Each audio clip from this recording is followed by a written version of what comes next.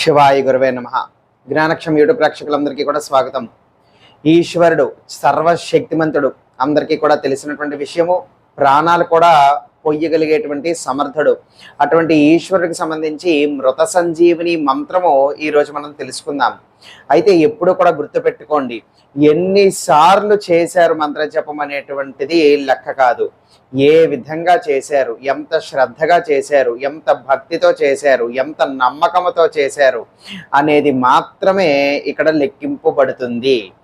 కొన్ని లక్షల కోట్ల సార్లు చేసినా కూడా అనుభవించలేనటువంటి ఫలితాలు కేవలం కొన్నిసార్లు చేయంగానే కొంతమంది ఫలితాలు అనేటువంటివి అనుభవిస్తారు. ఎందుకు? ఎంత భక్తితో, శ్రద్ధతో, నమ్మకంతో చేశాడు అనే దాన్ని బట్టి ఆధారపడి ఉంటుంది.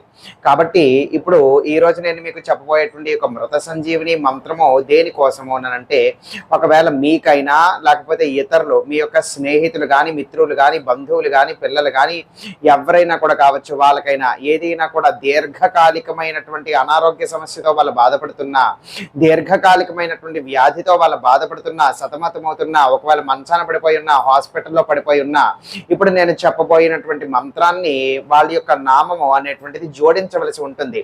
అంటే మంత్రంలో వాళ్ళ యొక్క పేరు వస్తుంది, అది మీరు చెప్పవలసి ఉంటుంది. ఆ విధంగా ఒక్క 108 సార్లు భక్తి శ్రద్ధలతో చేస్తే, అలా వరుసగా ఒక 11 రోజుల పాటు కూడా చేస్తే వాళ్ళకి ఆ యొక్క వ్యాధి నుంచి, ఆ యొక్క సమస్య నుంచి వాళ్ళు నివారణ అవ్వబడతారు. మరి ఆ యొక్క మంత్రం ఏమిటో చెప్పే ముందు దాని యొక్క నియమ నిష్టలన్నీ కూడా మీరు ఎలాగా కూడా మళ్ళీ నాకు కామెంట్స్లో అడగడం అనేది జరుగుతుంది కాబట్టి తెలియజేస్తున్నాను. దీనికి నియమ నిష్టలంటూ ఏమీ అవసరం లేదు. పరమేశ్వరుడు చాలా సన్నిహితంగా ఉంటాడు, ప్రేమ స్వరూపుడు. ఏ మాత్రము నియమ నిష్టలు అవసరం లేదు.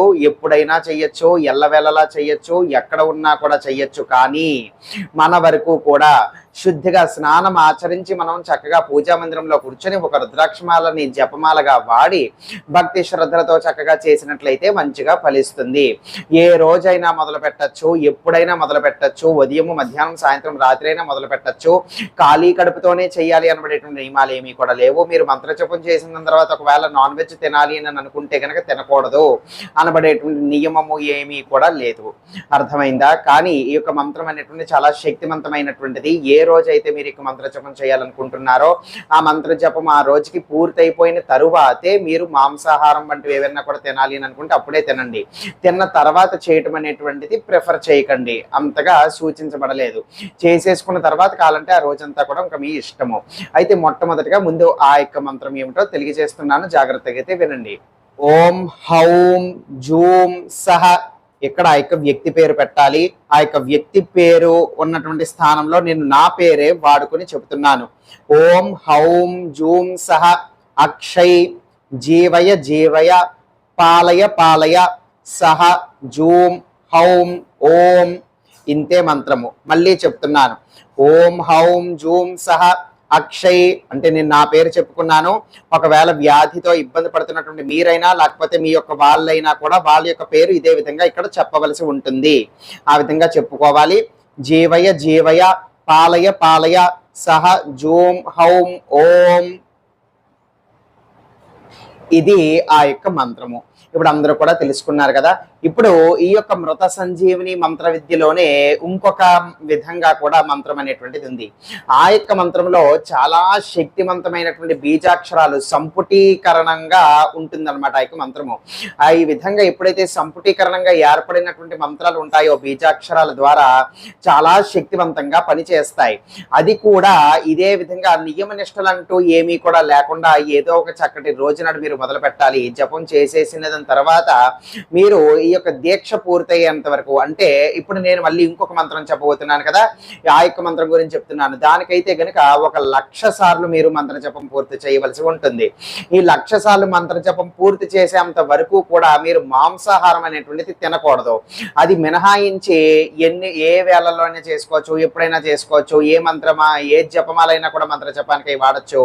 ఏ ఆసనమైనా కూడా వేసుకోవచ్చు. మీకు ఎప్పుడు వీలు వీలుంటే అప్పుడు కూర్చొని లక్ష జపం పూర్తయ్యేంత వరకు కూడా చక్కగా కూర్చొని చేసుకోవచ్చు.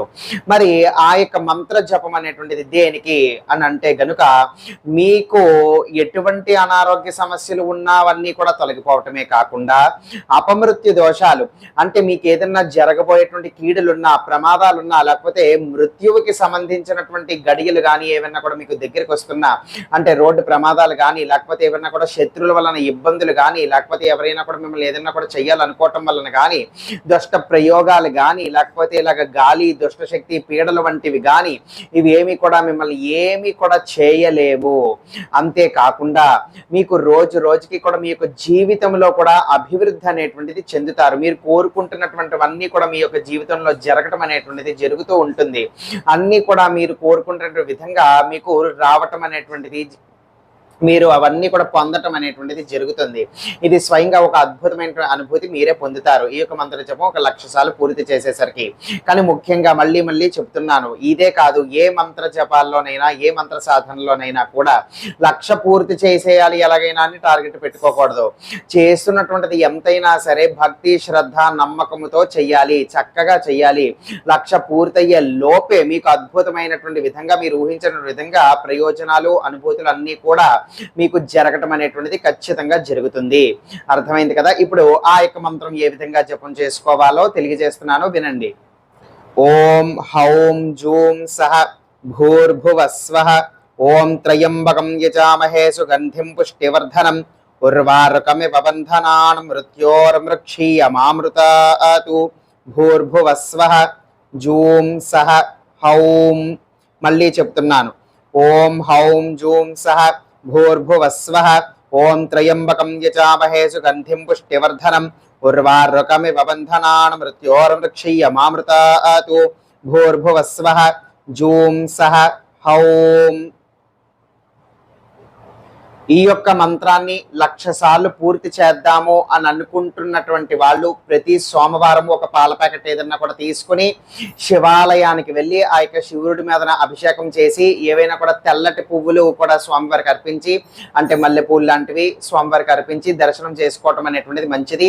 ఈ యొక్క మంత్ర జపం 1,00,000 సార్లు పూర్తి చేసినటువంటి వాడికి ఎటువంటి వైపు నుంచి ఏ విధంగా ఏ రూపానైనా కూడా వాడి యొక్క ప్రాణానికి హాని అంటూ జరగదు. అంతేకాకుండా వాడు కోరుకుంటున్నటువంటి జీవితము అన్నీ కూడా అదే విధంగా వాడికి పొందటం అనేటువంటిది కూడా జరుగుతుంది. అర్థమైంది కదా? ఆపై ఇంకా శివేచ్ఛ, ఆ యొక్క శివానుగ్రహం వలన ఇప్పుడు నేను చెప్పినటువంటి మంత్ర సాధనలో మీరు ఏది ఎంచుకున్నా కూడా దాని యొక్క ఫలితాలు మీ అందరికీ కూడా తప్పకుండా ఉండాలి అని కోరుకుంటూ సెలవు తీసుకుంటున్నాను. శివార్పణమస్తు.